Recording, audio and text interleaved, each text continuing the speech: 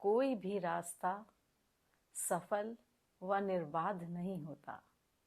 कामयाबी के रास्ते में मुश्किलों का आना तो तय ही होता है, लेकिन जो इनको पार कर जाते हैं वो अपनी अलग ही पहचान बनाते हैं और मैं और आप उनसे प्रेरणा लेते हैं।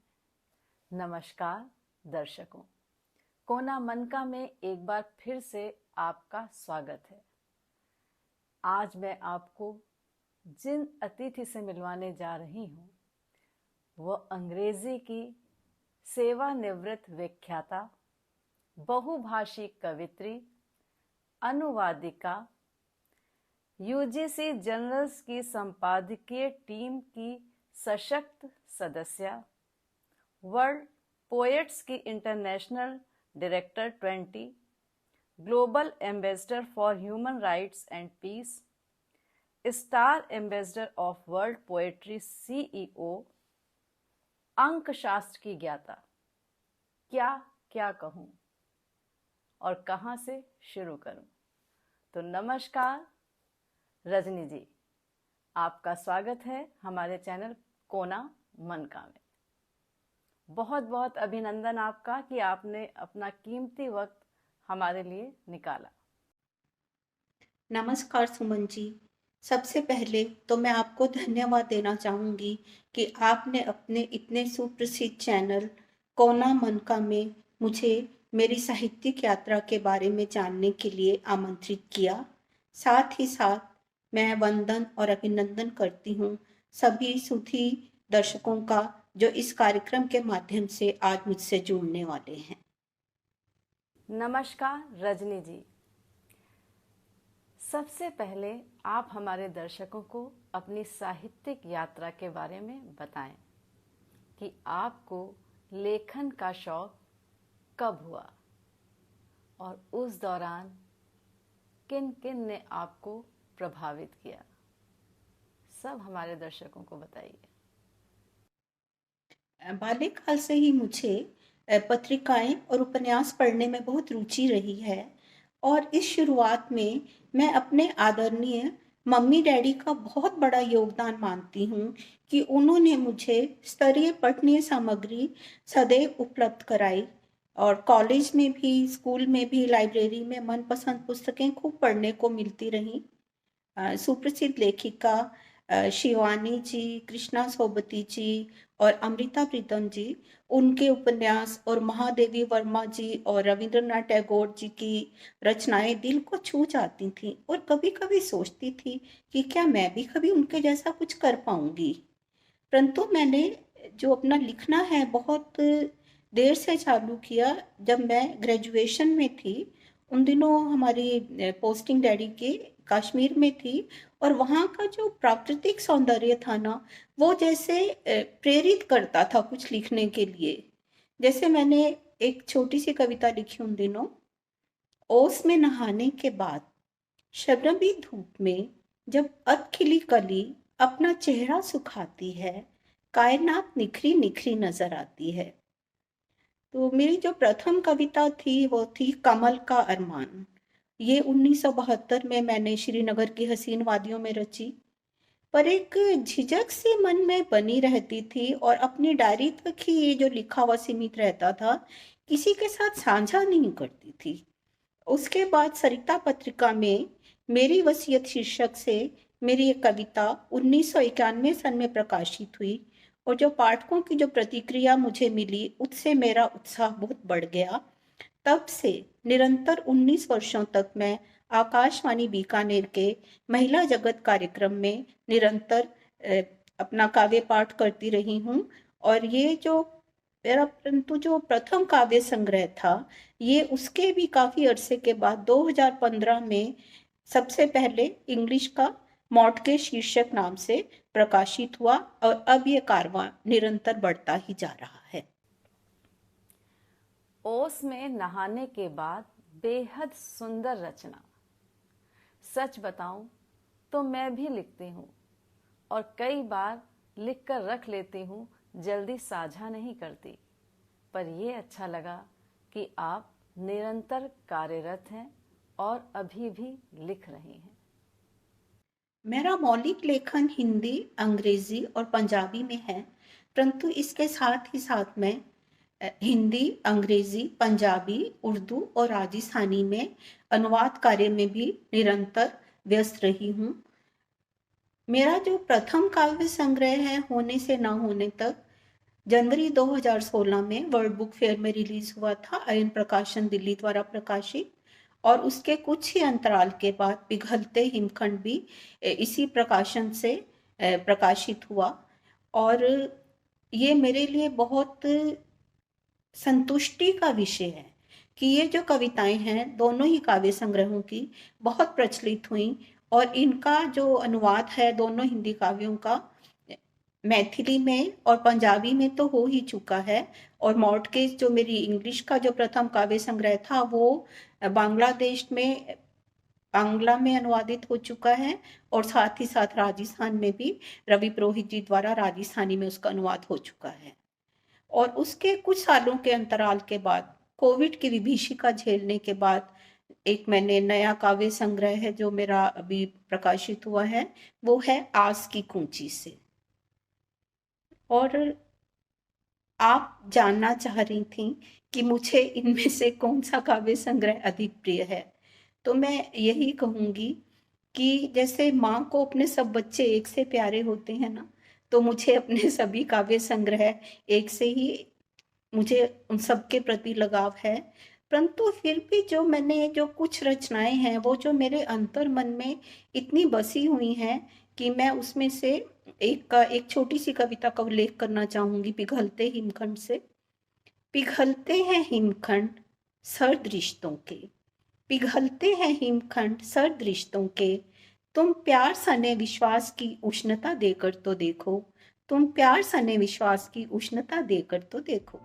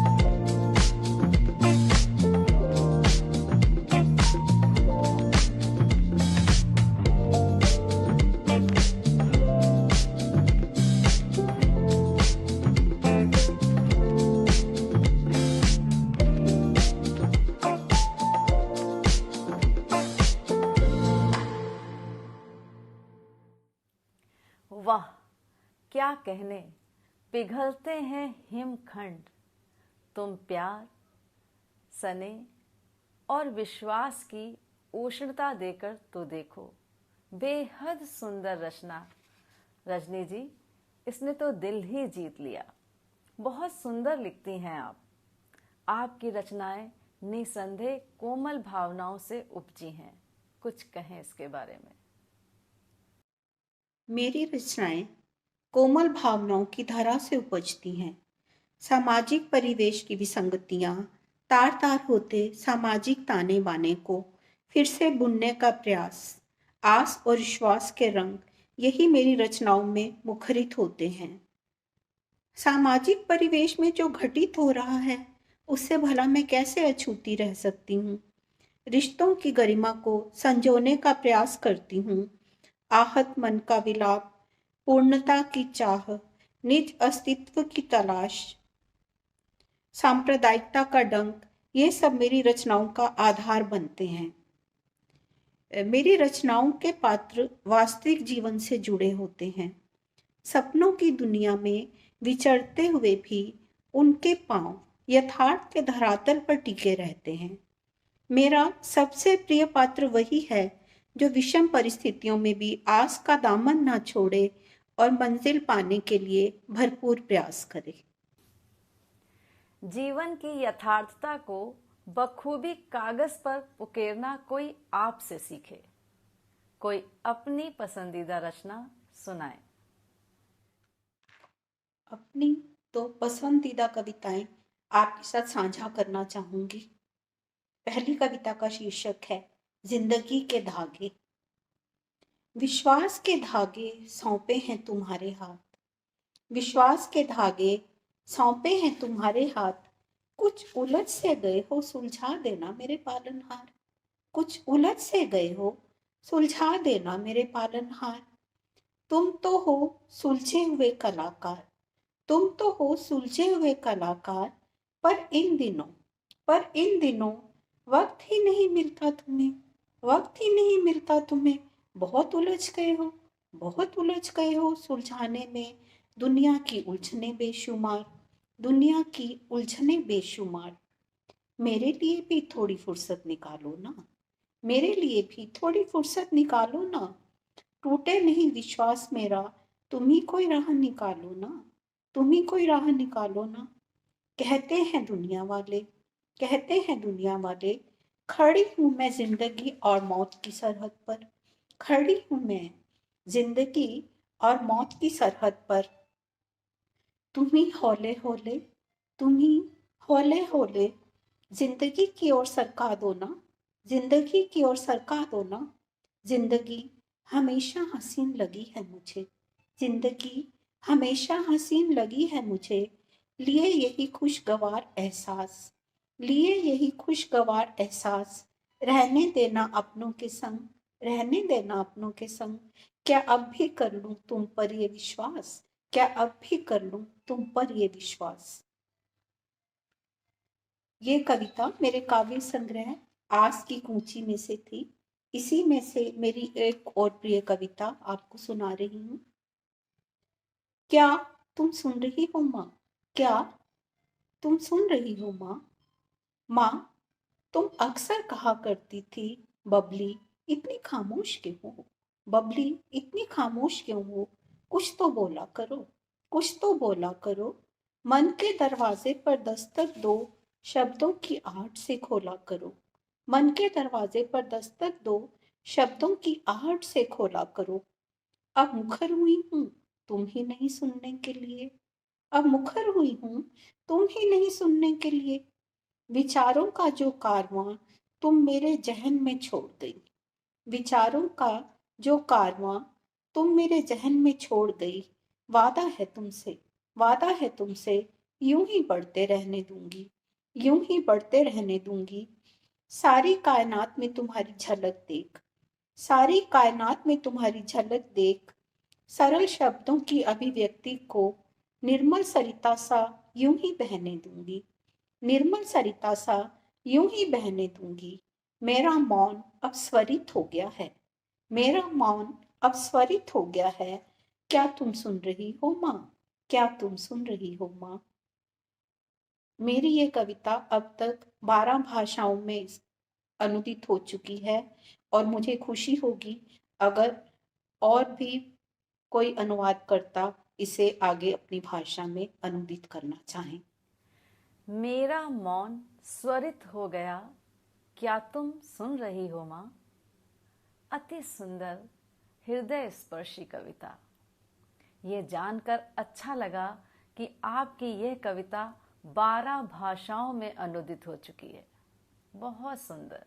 युवा लेखकों के लिए कुछ कहें। युवा लेखकों के उज्जवल भविष्य की कामना करते हुए उन्हें ये संदेश देना चाहती हूँ कि केवल अपने मनोभावों को पाठकों तक पहुँचाने के लिए ना लिखें, अभी तो कुछ ऐसा लिखें जो सबके लिए प्रेरणास्पद हो व जनजीवन के साथ जुड़ा हो। साथ ही साथ उत्तम स्तर का साहित्य भी पढ़ते रहें। रजनी जी, आपने अनुवाद कार्य कब शुरू किया? क्योंकि लेखक की भावनाओं को समझकर उसे अनुवाद करना बड़ा दुरूह कार्य है। लेखक की आत्मा भी उसमें बसी रहे और अनुवाद भी हो जाए। कैसे किया ये, हमारे दर्शकों को बताइए। मेरे अनुवाद कार्य की शुरुआत सन 2006 में हुई और सबसे पहले मैंने राजस्थानी से इंग्लिश में अनुवाद शुरू किया। संतोष माया मोहन जी की साहित्य अकेडमी द्वारा पुरस्कृत काव्य कृति थी सिमरन, उसका मैंने राजस्थानी में अनुवाद किया और मुझे बहुत प्रसन्नता हुई, जबकि मेरा पहला ही अनुवाद एकेडमी की पत्रिका इंडियन लिटरेचर में छपा। उसके बाद मैंने मालचंद तिवारी जी की कुछ चयनित रचनाओं का, कहानियों का अनुवाद किया राजस्थानी से इंग्लिश में, और वो भी अनुवाद परिषद की पत्रिका अनुवाद में छपा। परंतु उसके बाद कुछ अपनी पारिवारिक और व्यावसायिक परिस्थितियां, मैं लगातार इन सब में समय नहीं दे पा रही थी। और जिसको कहते हैं ना, वॉर फ्रंट पे सब काम शुरू करना, ये हुआ मेरी वॉलेंट्री रिटायरमेंट के बाद से। मैंने सन 2011 में स्वैच्छिक सेवानिवृत्ति ली, क्योंकि मुझे लगता था कि मैं बहुत कुछ लिखना चाह रही हूँ, और ज्योतिष के क्षेत्र में भी मेरी रुचि थी, उसमें भी मैं बहुत कुछ करना चाह रही थी, पर मैं समय नहीं निकाल पा रही थी। उसके बाद जब मेरा 2011 में मैंने रिटायरमेंट ली, और फिर 2015 से मेरा ये जो अनुवाद कार्य और जो स्वतंत्र लेखन है, दोनों ही साइड बाय साइड चलते रहे। हिंदी की मैंने अब तक 6 काव्य संग्रह हैं, उनका अनुवाद किया है, और 6 ही काव्य संग्रह मैंने राजस्थानी से इंग्लिश में अनुवाद किए हैं, और एक पंजाबी से डॉक्टर अमरजीत कौंके की अलग अलग जो उनके काव्य संग्रह थे, 3 काव्य संग्रह, उनको मैंने एक साथ सम्मिलित करके एक रेवरीज नाम से इंग्लिश ट्रांसलेशन की, जो कि काफी पॉपुलर रही है। और जो अनुवाद कार्यों में जो विशेष रूप से जो मुझे मेरे मन के जो करीब लगे, वो है डॉक्टर उद्भ्रांत शर्मा जी का हिंदी काव्य खंड था स्वयं प्रभा। ये रामायण के एक कैरेक्टर पर, एक पात्र पर आधारित है, और उस पर अभी तक किसी ने काम नहीं किया था। जब उन्होंने मुझे अनुरोध किया कि आप इसका इंग्लिश में रूपांतरण कर दो, तो मुझे ये काम थोड़ा चुनौतीपूर्ण तो लगा ही, पर मुझे उसको करने में इतना अच्छा लगा और इतनी संतुष्टि मिली उसको पूर्ण होने के बाद, कि उसको मैं अपने प्रिय अनुदित कार्यों में से मानती हूँ। और हाल ही में मैंने 2 राजस्थानी के काव्य संग्रह हैं, जो 51 कवि हैं राजस्थान के चयनित कवि, जिसमें नए कवि भी हैं और प्रतिष्ठित कवि भी हैं। उनका मैंने राजस्थानी से इंग्लिश में अनुवाद किया अक्रॉस द बॉर्डर नाम से, और उसके कुछ ही अंतराल में स्काई इज द लिमिट, इसमें 25 महिला कवित्रियां ली गई हैं राजस्थान की, और उनका मैंने इंग्लिश में अनुवाद किया उनकी कविताओं का, जो आज तक के ये राजस्थान के इतिहास में ऐसी पहला काव्य संग्रह है, अनुदित काव्य संग्रह। और उसको करके मुझे बहुत ज्यादा संतुष्टि मिली।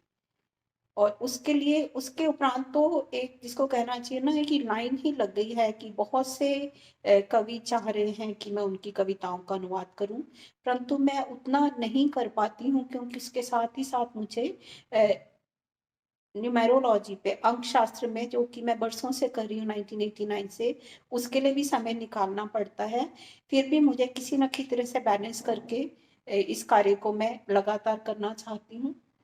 मुझे मौलिक लेखन से भी ज्यादा जो संतुष्टि मिलती है ना, अनुवाद कार्य में मिलती है, क्योंकि उसमें क्या है कि आप दूसरों के मन की थाह ले रहे हो, उनके मन की बातें आप अन्य भाषाओं के, अन्य संस्कृति के लोगों को अनुवाद के माध्यम से पहुंचा रहे हो।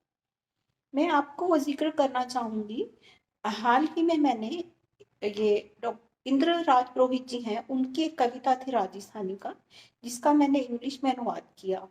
उसका थीम ये था कि जो माँ है, सुबह सुबह उठती है, और जो गाय का दूध दूहती है, उसके बाद वो बिलोने करने, मक्खन बनाने, और फिर बच्चों को बुलाना, उनको मक्खन के पेड़े देने, उनको अपने हाथ से चूरमा खिलाना, निवाले देने। तो वो जो कवि है, वो माँ की याद में बहुत विचलित हो रहा है, और बार बार उसको रह रहकर अपने बचपन के वो दिन याद आते हैं।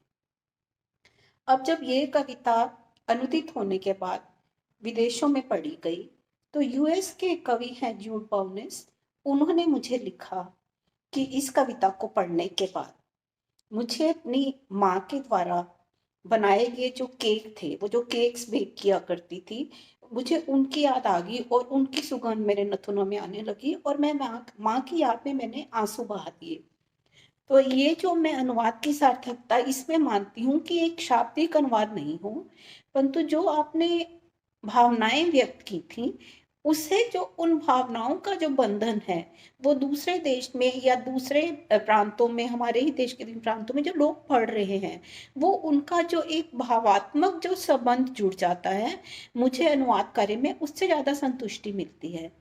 और दूसरी बात यह है कि जब आपको कोई अनुवादक अपनी रचनाएं सौंपता है, तो ये बिल्कुल ऐसे ही है जैसे कोई अपनी संतान को आपको इस विश्वास के साथ सौंप रहा है कि आप उसे बहुत अच्छी तरह से परवरिश देंगे और वो आगे फलेगा फूलेगा। तो अनुवाद करना किसी को दत्तक लेने के समान है कि वो आपकी दत्तक संतान बन जाती है और आप उसकी परवरिश में बहुत ज्यादा ध्यान देते हो और सोचते हो कि कहीं किसी तरह की कमी नहीं रह जाए मूल लेखन में और अनुवाद में। तो मुझे अनुवाद करने में आनंद आता है, और अगर मुझे कोई स्वतंत्र लेखन और अनुवाद के बीच में चुनाव करने को कहे, हालांकि मैं स्वतंत्र लेखन बंद नहीं करूंगी, परंतु मुझे जो सुखद अनुभूति अनुवाद में होती है ना, उसका कुछ मजा ही अलग है। बहुत अच्छा लगा रजनी जी कि आपने कितना कुछ किया है साहित्य के क्षेत्र में, और ये आपने अच्छा कहा कि हमें वही कार्य करना चाहिए जिससे हमें आत्मसंतुष्टि मिले। और अनुवादक तो दत्तक होता है।